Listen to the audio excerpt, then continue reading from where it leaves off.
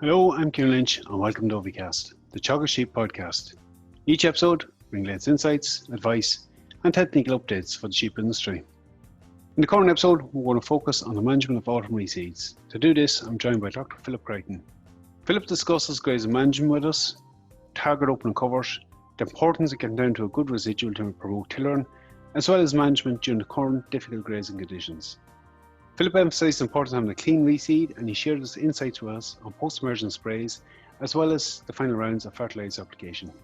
We finish up with Philip explaining when a reseed should receive its final grazing, and why it's important to consider how this fits into the closing plan for the farm. We start off, however, with Philip discussing the current conditions and its limitations, and why a late reseed being established in September may not be the best choice for a farm. Very challenging in terms of getting conditions right for sowing. To be fair, where a couple of windows did appear and seed was put in good conditions, the weather has actually been pretty much ideal in terms of we've had very high soil temperatures, and we certainly haven't had a lack of moisture. Too much moisture was the case in a lot of places, but definitely in most situations where the seed was in good conditions, it has struck very fast, and swards are growing and establishing much quicker than they may normally for this time of year. In fairness, the growth rates have been high, and we've seen that in ordinary pasture as well. Are we approaching Phil a stage where it's getting too late to be considering reseeding, particularly given the fact that most ground is fairly saturated at the moment, and we need a period of time to dry out before it even be considered? Yeah, so really at this stage now, unless ground has already been sprayed off and maybe people were delayed due to the poor weather conditions, obviously they're going to have to try and get that ground sown. But at this stage, if ground hasn't been sprayed off for reseeding, I would be waiting until next year. Probably next April or May would be the next opportunity to go reseeding. Couple of reasons for that, I suppose. Number one, we don't really want to be taking ground out of the rotation or availability at this time of year, because realistically, if it's not sown in until September, one grazing at best would be getting taken off at this year, and it would probably be a very light one, and then would still be, I suppose, relatively weak for the spring when we're going to have a very large grass demand. So stuff that would have gone in earlier this year or even in July or early August, you're probably going to get 2 or 3 grazings off of those. They'll be well tillered, and a good thick sward will have established over the winter, and by the time we get to next spring, they will be very productive swards.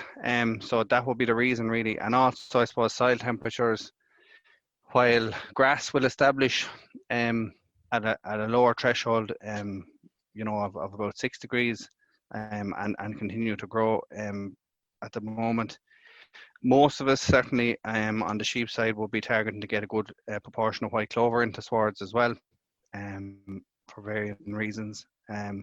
So there's land performance and reducing our nitrogen bill. So it's going to be a bit compromised basically. Even next spring, if you do get in the next couple of weeks, you don't get as good an establishment, but if we get a wet spring next year, even for grazing point of view, it's going to be slightly compromised considering a mid-September reseed. Yeah, and look, as I say, the later you sow, the more challenging the conditions will be. It has less time to establish and less time to get those grazings onto it to get it to tiller. So you could be left with quite an open sward for the spring, which again won't be as productive as it potentially could have been.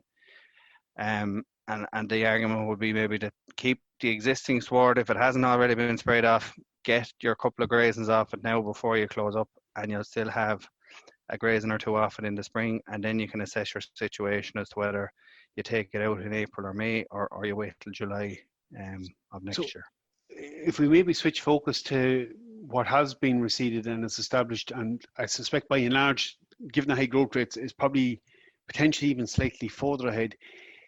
The grazing management of that for the tail end of this year, and you alluded to some aspects of it there earlier, it's important that we get grazed right for a tillering point of view. What kind of cover should we be going in on it? How soon should we be going in on it, Philip? Yeah, so generally, under normal circumstances, you're probably talking 6 weeks, 7 weeks post sowing. You'd be targeting your first grazing. In or around 6 to 7 centimeters, or I suppose no more than 1,000 kilograms of dry matter per hectare in terms of cover. The reason for that is that we want to try and kind of frequent light grazings, so never letting it get too strong early on. Get as much light as we can down to the base of the new sward to encourage tillering. And if that's done in the early stages, the potential of that sward, will be fully met and will serve you well for a long number of years. The risk, I suppose, is that we leave it get too strong, out of control, maybe not able to graze it out properly. You can end up then with bare patches or grass dying down over the winter if that's left there. So as much as possible, frequent light grazings. In terms of graze out, we're still aiming for going down for 4 centimeters on that. Yeah, we are aiming to graze it out, in around that 4 centimeters. Granted, conditions at the moment are not always ideal, and particularly, in areas where we've had very intensive rain over the last week or so. I suppose we have to be a little bit flexible in our approach. Number one, I suppose, is at all costs avoid doing any damage. Some of the softer ground as well, I suppose, if we do what we call the pull test, that the new grass is actually fully anchored. In softer ground, there's the risk maybe of some sward pulling, so where you'll be pulling the new grasses out of the soil when they're not fully anchored. So if you just grab a couple of tillers between your thumb and your first finger, and if they start coming out easily, then we may have to wait until things dry up a little bit so that the root can anchor itself better before we start grazing. I suppose also we don't want to be doing damage if ground is very soft, where we could be doing damage from that point of view. So in an ideal world, we're going in after 6 or 7 weeks around 6 or 7 centimeters. But if we have to hold off till things dry out a little bit, then that's what we'll do. And I think that's probably what's going to end up happening in certain places. Is there an argument, obviously, look, if we delay it slightly longer, we're going to go into heavier covers. Is there an argument in them cases for splitting them paddocks with a bit of temporary wire to graze them out better, but also maybe to give it a chance, a greater rest period as well? Yeah, so again, I suppose like our general grazing advice, if we find ourselves in that situation, maybe our covers are getting a little bit stronger, again, any sort of subdivision that we can do where we're maybe increasing the grazing pressure on a smaller area in good conditions, to get that grass cleaned off and growing. Fresh reseeds will rebound, rapidly in terms of their regrowth potential. So that is probably a good strategy in terms of getting that canopy cleared off. And as I say, the key is getting light down and getting as much light as possible down to the base of those swards to get them to tiller. I suppose, Phil, another challenge in the last couple of weeks, weather hasn't been ideal either for going with post-emergence spray on reseeds. It's still very important in autumn to deal with that. What would your advice be if they didn't get out already? Yeah, so I suppose the post-emergence spray is, from a management point of view, and getting the maximum benefit from a reseed is probably one of the most important things after correcting soil fertility. It has been very challenging. Conditions for spraying haven't been good, and would not be good practice to be going out trying to take chances with it. So people would be right not to. I suppose the message would be to get that post-emergence spray as soon as possible, when ground conditions and weather conditions allow.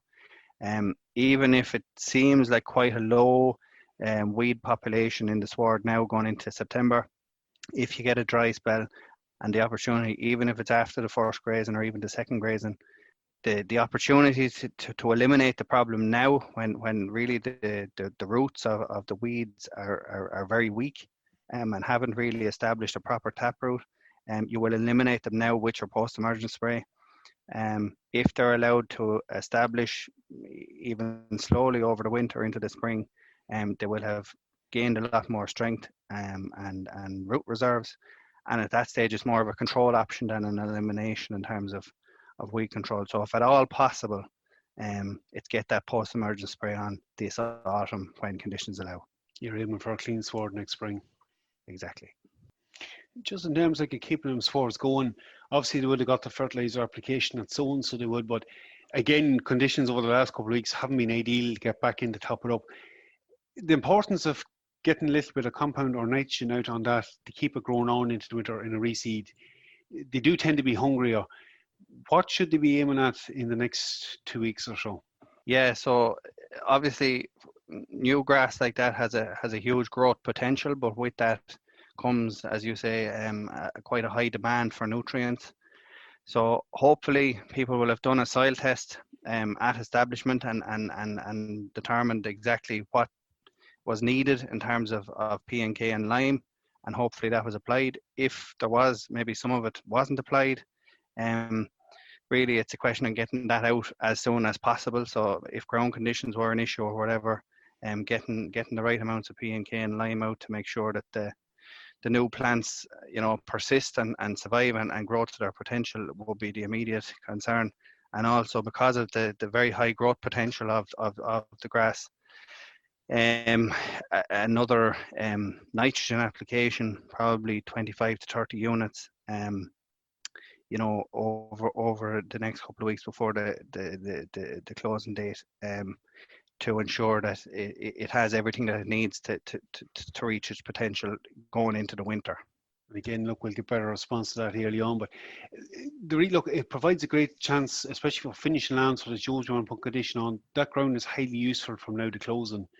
I suppose it does raise the question though, Phil, how late should we graze on a reseed? And should it be one of the earlier products we close up in the rotation?